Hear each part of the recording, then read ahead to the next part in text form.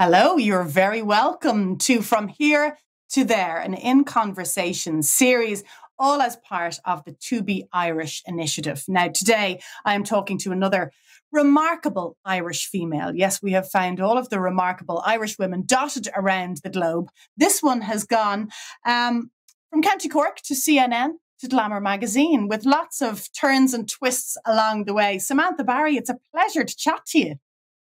It's so lovely to talk to you too, and such a special time of year as well. So delighted to be in conversation with you.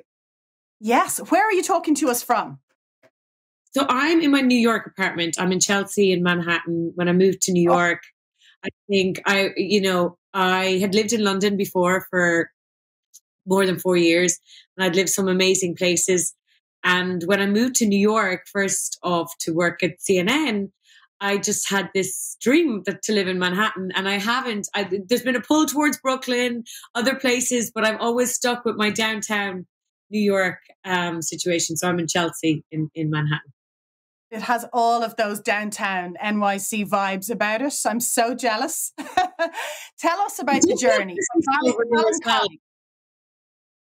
Sorry, I interrupted you. Not at all. Tell us about the journey from Ballincollig is where you grew up. Is that right? Ballincollig is where I grew up. My parents now live in Bantry in West Cork, and they are two very West Cork people. My dad grew up in Bantry. My mom is from Bear Island, which is this little island off Castletownbere on the coast of Cork. But when we grew up as a family, we grew up in Ballincollig, and that's where all my formative years were.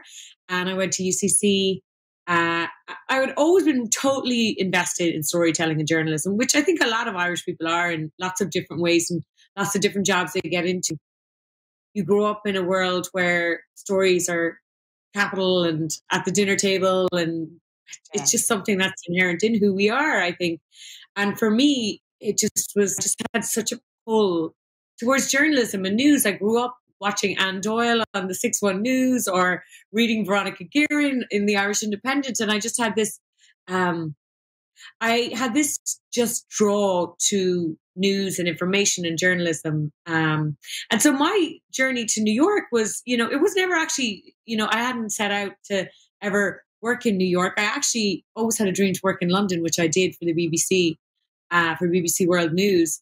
And this opportunity in New York came up to do a newer job, run social media at CNN. And I think I was like, I feel like I have to take that opportunity and jump straight into it. And I said to myself, Anna, like so many Irish people in this country, that I will go for a year and I will see how it is. Yeah. And that was 7 years ago. And a lot of my friends, a lot of the Irish diaspora that are over here went with the same attitude, right? We had watched these generations before us and heard these stories about people going to America. But I think we lived in a world where we, thought we could go for a year and then maybe go back, and you just get sucked into this. And for me, it was an amazing job at CNN and growing a big global team. And then this, I couldn't have predicted this opportunity at Glamour to be editor-in-chief, a dream job, and run this women's title and do it from World Trade Center in New York City, and but speak to women not only here in the US, but around the world. It's been, it's a dream. Sometimes I pinch myself because it doesn't seem real, but it's an unexpected trip. Incredible. So you went RTE to BBC to CNN, is that right? Yeah, I started in RTE. I did my master's in journalism DCU, and I started like a lot of my very good friends and a lot of my colleagues and a lot of young journalists out there. And I started doing overnights on 2FM, which means there was like 3 people in the newsroom, and one person was doing Radio 1 news and one person was doing 2FM news, and you were doing the midnight to 6 a.m. in the morning shift. So you were learning on the job, but you're also making mistakes, and less people were listening to them at 3 o'clock in the morning. And so I worked at RTE and I loved it. And I really, I do a lot of audio now at Glamour, right? We're, a massive audio brand at Condé Nast, which is the umbrella that owns Glamour, along with Vogue and The New Yorker and GQ. But when I came to Glamour, it was very much print focused, but one of the things I wanted to do was do more audio, and we've got a lot of podcasts. I do one around women and money. We do one around style. We do another one kind of about different narrative stories. And that I was driven to do that because I had spent my formative career in radio in Ireland. And I think there's something about being Irish that it's been interesting to watch this massive growth in podcasts in America. But if you grow up in an Irish household, the radio is always on in the morning. You're always listening to the like talk radio in the car if you're going anywhere. You know all of the shows. Morning Ireland is just like a staple that everybody listens to. I also worked in News Talk in Ireland, which is another, national radio station. And so for me, this storytelling through audio started in my first job in Ireland, and it's something I brought to Glamour, and we're really growing on it this year. And you know what? You hit on the right points there for anyone looking to follow in your footsteps in terms of careers for young girls and young guys. Take the graveyard shift. Don't be fussy about it because they're great places to learn. As you say, you can make mistakes and there's a limited audience there. But you're still in the weekend. Weekend. When I was in BBC World News, I think that for the first couple of months when I was a producer, it was all weekends. I would take those, 12-hour shifts on a Saturday and Sunday, and I would make my weekend happen on a Tuesday or Wednesday with some of my colleagues. But like you have to, especially I think early on in your career, ask for more, do more, and also be ready to be working the unsociable hours and even the unsociable jobs. Yeah, suck it up. Suck it up, absolutely. Tell me about a typical working day as the editor-in-chief of Glamour magazine. I will get to Christmas and Irishness, but this is just a personal question here. I'm really curious as to how your day unfolds. Do you know what? This is there is no typical day. So like, for example, one of the biggest days of the year for me is Women of the Year, which is a massive event that we do at Glamour. It's been around for 31 years, but there's 6 months of prep that goes into that. And it is, this big event that happens in New York City full of celebs and speeches and awards and performances. And that is, that's my magical day every year. But this week, for example, typical day, a lot of this week will have been, prepping stories for Christmas and the New Year. I have a sit-down interview with the First Lady, former First Lady Hillary Clinton, upstate New York later this week. So that will be, amazing. There's a lot of preparation to that. And it can be anything. And I think a lot of my job is, managing people and working with people. And we have an amazing team at Glamour. They're some of the brightest, brilliant, beauty editors, digital editors, writers, I think, in the business. And a lot of my time is helping encourage them and, making sure their content is out in the world. That would take up a lot of my time.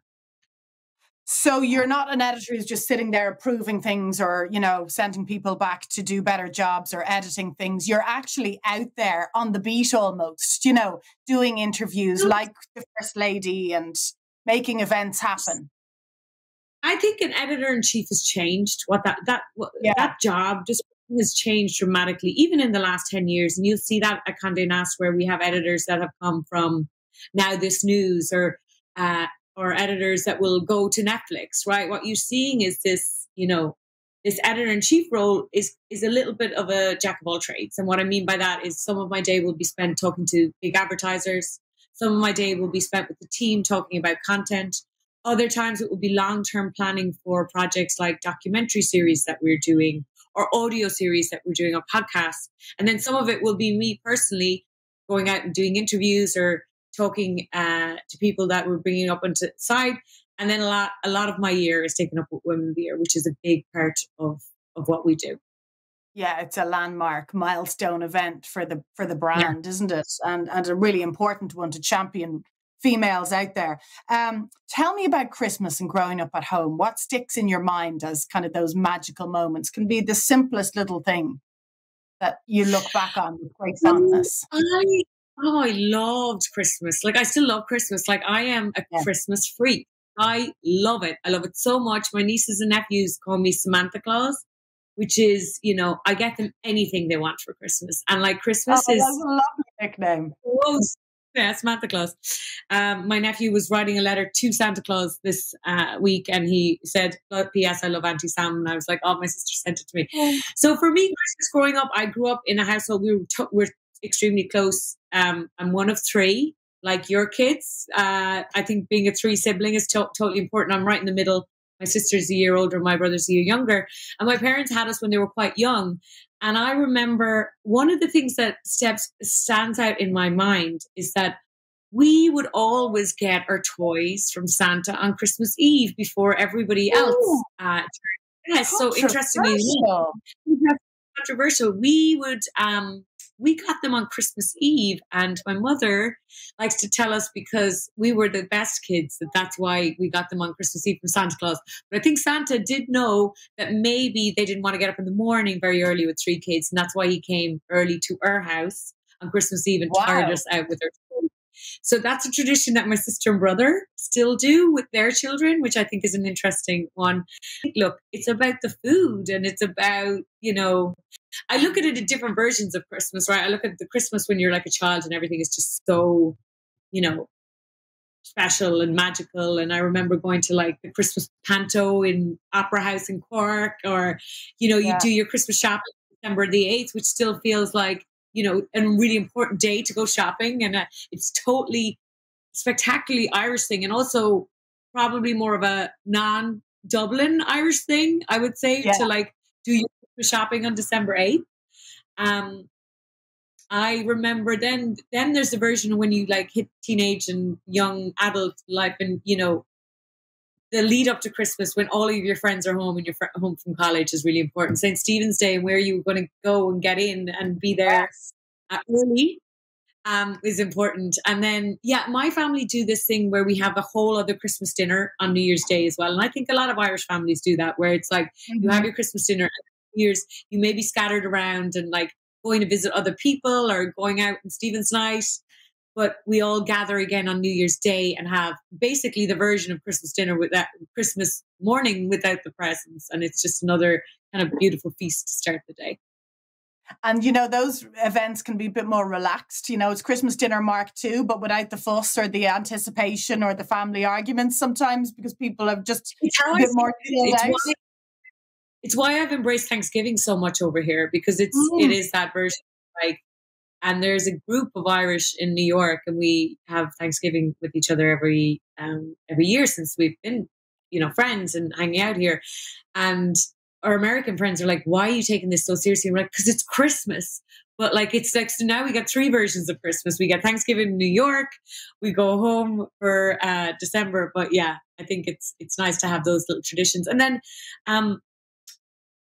Little Women's Christmas on January 6th, which is, an interesting tradition if you actually think about it and pick it apart. Like I do an amazing thing with the over here in Boston every year for that, usually speaking to a powerful Irish woman. But if you think about, it's interesting to think about what that history of Little Women's Christmas or Women's Little Yes. Christmas on January 6th, it seeped in, let's be honest, a little bit of like misogyny and antiquated culture where a Sexism. woman didn't get a day off and sexism. But what it has been now, I think the women and Irish women have taken it back and ownership of it, and are it's not the expectation that they're chained to a thing called Christmas, but it's like it's also another day for them to celebrate. Exactly. And they're being a bit ironic with the celebration of it, I think, aren't they? Lovely that you have your Irish crew over there, and I've seen them featured in the documentary that you did. Donny recently, he's a good pal of yours, isn't he? He is. Tony is a very good friend of mine. I hired him as a producer at CNN when I was there, and he has completely usurped any of my success at CNN and has become an amazing, through a lot of hard work and brilliance, an amazing correspondent.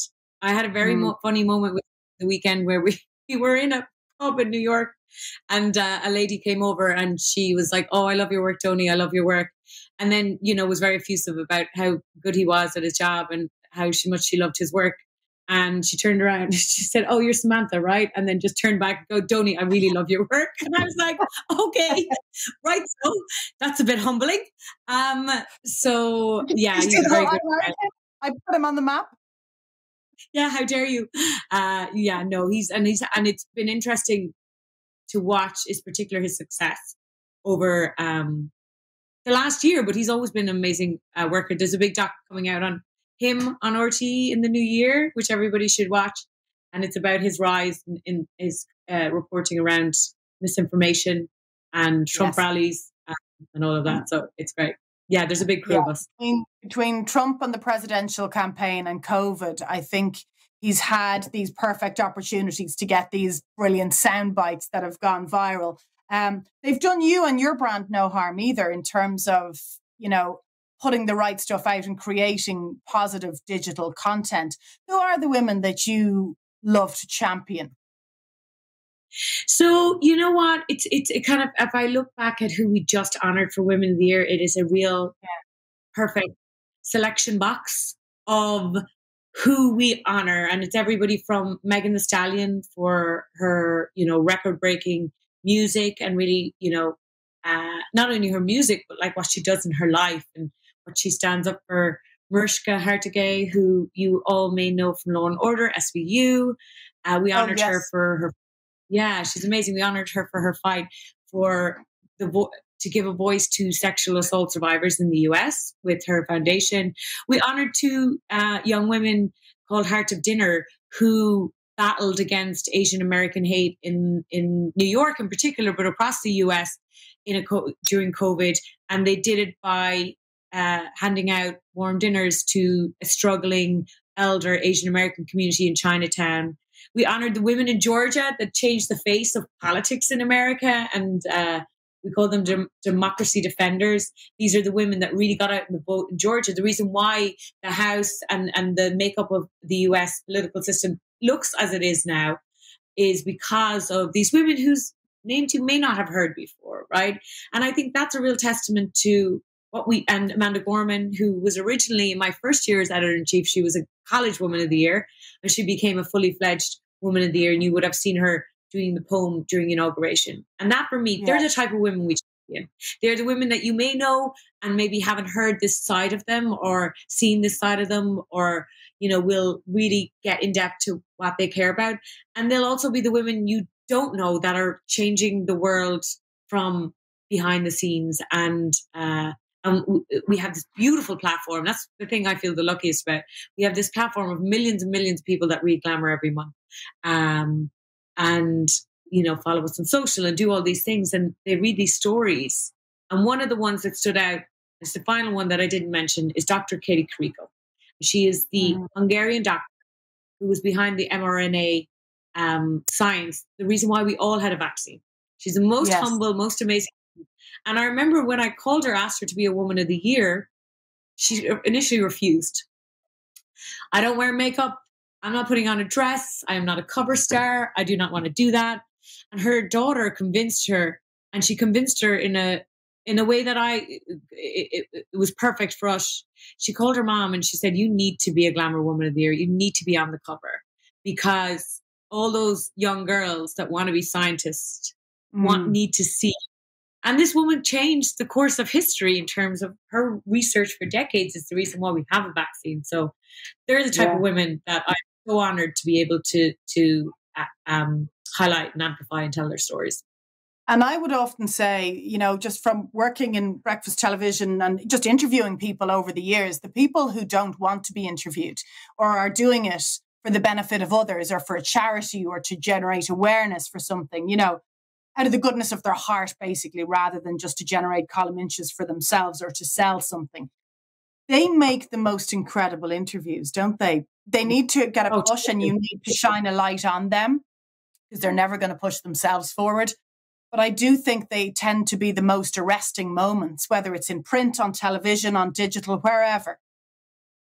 Totally. And just you hear those voices. One of my first year's editor-in-chief, we honored a 98-year-old park ranger. She's now gone past 100. Her life story, Betty Reed Soskin, if you haven't read about her, go to Glamour and type in Betty Reed Soskin. Her life was just phenomenal. And we brought her to the summit and we had hundreds of young women and all they wanted to do, there was lots of celebrities in that day.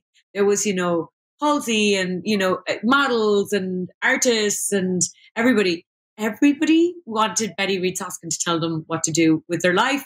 Her life experience was so much Yeah, more valuable to them than maybe asking a celeb a question about their love life. of And course. so Yeah. the, I couldn't agree with you more. Those are the people that really resonate with me anyway. Now, before we let you go, Samantha, you are soaking up the beautiful lights of Fifth Avenue and the, ice skating in Central Park and all these images I have of you enjoying New York life. But you're coming home for Christmas as well. I am. I am totally pumped. Sounds very American. I'm totally pumped. I'm pumped. So this has been a Christmas in the making for a while. I've been with different versions. I spent Christmas in New York. I spent Christmas in London. I've been with my parents a couple of times, and with my sister who lives in Sweden. This is the first time in 15 years we're all going to be together. We're all going to be in Cork. We've decided to treat ourselves and go to Hayfield Manor and do the whole Christmas thing there, which is so nice. And we're all going to be close to the city, and nobody needs to cook. Nothing, everything is looked after. And I think my sister's kids think they're going to literally be in a Home Alone movie, because the thoughts of spending Christmas in a hotel is so exciting for them. But yes, the plan is, With fingers Samantha crossed. Claus. Yeah, fingers crossed. All of the things is to be in Cork for Christmas, all of us, and to be together for the first time in 15 years. And I have 4 nieces and nephews. My brother has one as well. He's a guard in Killarney, so he has the time off. Thank God. Again, another part of the puzzle. So I'm really looking forward to it. That's gorgeous. That's really something to look forward to. And I think, families coming together for Christmas means more to us than ever before, because of what we've gone through with COVID, with flight restrictions, with social distancing, all trying to do the right thing. And there's the chance to be together. You just can't put a price on it, can you? You can. And I think I have spent many a Christmas not at home, and I've spent many Christmases in Cork, in London. And there was after the last 2 years we've all had, I don't want another Christmas to go by and not be with my whole family. So yeah, I'm totally excited about it. Oh, that's so lovely. Is your mother? Say that again. You're making me emotional thinking about it now. Oh, we'll have her crying in a second. Is your mother, because I grew up with, Christmas dinners where my mother would move around like a mosquito, still does if you gave her the chance, but I've done something similar to you over the last few years. Was your mommy that mommy running around the kitchen and everyone else kicking back having a drink? Yeah. Totally. And that's why, I talked about Women's Little Christmas, and that's also why I've done this with my parents before, not with my whole family. And I sat down with my mom and I had best Christmas conversations, because she wasn't running around like a lunatic. And we have a standoff in the Barry family at Christmas over the Christmas meal, because my dad likes his turkey cremated. Like, he wants it absolutely cremated. So there's this version where it comes out of the oven and we all know it's properly done, but then it gets put back in the oven for an extra cremation. It may come back out. We may take some slices out, but my dad's turkey is going to be charcoal. And so that's a kind of fight that we have usually at the Christmas dinner table as well. And there's a potato off. We like, and not to, lean into stereotypes, but we do like a lot of potatoes in the Barry family, and we like lots of different versions of potatoes at Christmas. So like the roast and the mash, and then I'll try to throw in some, creamed potatoes or something, or duck fat. So do they give you any grief for having kind of New York notions, as any Irish family would, Yeah, I think when I go home and when I'm in a restaurant, they think so do you know what they think I am? They think I'm like Meg Ryan and When Harry Met Sally, because I'm like, I want this on the side, and I think New York makes you very direct in what you're asking for. And there's no sugarcoating it. If I'm in a restaurant and I want my coffee a certain way, or I want it, I'll just say that. I think to my parents, they're like, who is your one with all of these? But I'm just being straightforward. I think that is one. I think, there's certain things I say now after 7 years in New York age that I think they're like, there's a little eye roll. I mean, if you want anyone to humble you, it's your parents. So it's your family. It's your Irish. Absolutely. Yeah. And listen, if they're not humbling you in some shape or form, there's something wrong, isn't there? Yeah. Yeah. You have a little Irish decoration. I know you haven't decorated your place there because you're not going to be there necessarily for Christmas. Do you have a few little Irish? I do have a look good, like I've got some maps and stuff up, but I have, this has been on my tree since I moved to New York because somebody sent it to me my first Christmas, and I love it. It's a little uncussed telephone, like a telephone, the old green telephones. They're like P&T sparkly top. telephone. Yeah. Right, isn't that cute? I don't know if there's any of them still around. Well, I was just about to say they are few and far between. Certainly in Dublin or where I am in Greystones, there's very few of those knocking around now. It's kind of nostalgic to look at it, though, isn't it? Yeah. And then the other thing we do, which I think is, when we have a dinner party or when we have something, when we're in somewhere where we can connect up music, when we put Fairy Tale in New York is not a song that is known to Americans. So they are very surprised when you, no, not really to any extent. Like, I mean, I think if you like the Pogues, but it's not something that would be in the rotation of the station over here. Let's put it that way. But when we put on Fairy Tale in New York, like there's a lot of sing songs that go on. That's my favorite Christmas song. I'm Mariah Carey. We'll see. I'm Mariah Carey for sure. Has to be up there. Do you go to Irishy bars in New York, or would that just be a bit Irish? Yeah, we've got a couple. I mean, we go to the ones that our friends own. So the Hudson Hound is a local and my friends own it. But we go, I mean, I think the nice thing about New York, you could be out every night of the week going to a different place. And it's often, I don't know, I've kind of more of a restaurant girl than a pub girl at this stage. But that's one thing I really like about when I go home is that I think there's something magic around Christmas in Cork or Dublin or anywhere where you go have these pubs that everybody goes to, and then it ends up being a bop at the end of the night. So you're like, everybody's having a little dance. So like it starts off and maybe you'll have some food, then you'll have some drinks, and then it ends up being like a nightclub later in the night. So I think it's a uniquely Irish thing because you don't have that in to any extent over here. So you go out for one or two and you end up being out. Yeah, out and bopping around. And in your head, you're like, I wasn't dressed for out. I didn't even get a blow dry for the out, but I found myself, and they're the best nights, aren't they? Best nights. Yeah. Samantha, thank you so much for taking the time to chat to us. It's been lovely to get to know you as well. You too, Anna. Thank you so much. Have a really happy Christmas in New York and at home. Is home still Cork? Would you still go, I'm going home for Christmas? I do say I'm going home for Christmas, and home is always Cork, but it's interesting because I haven't lived in Cork since I was about 20. So it's like, I mean, and that's, half my life. So it's still home though. It's home because I already have a plan to go to like Mutton Lane, which is a bar I go to on like Christmas Eve and see my girlfriends that I was, in school with and Ballincollig Community School. And like, yeah, it's still home. That's lovely. That's lovely. Well, listen, I hope there's a glass of Guinness or a pint of Guinness on the bar for you in the local, Samantha. Thank you for chatting to us and happy Christmas. Happy Christmas. Thank you so much. Thank you. Take care.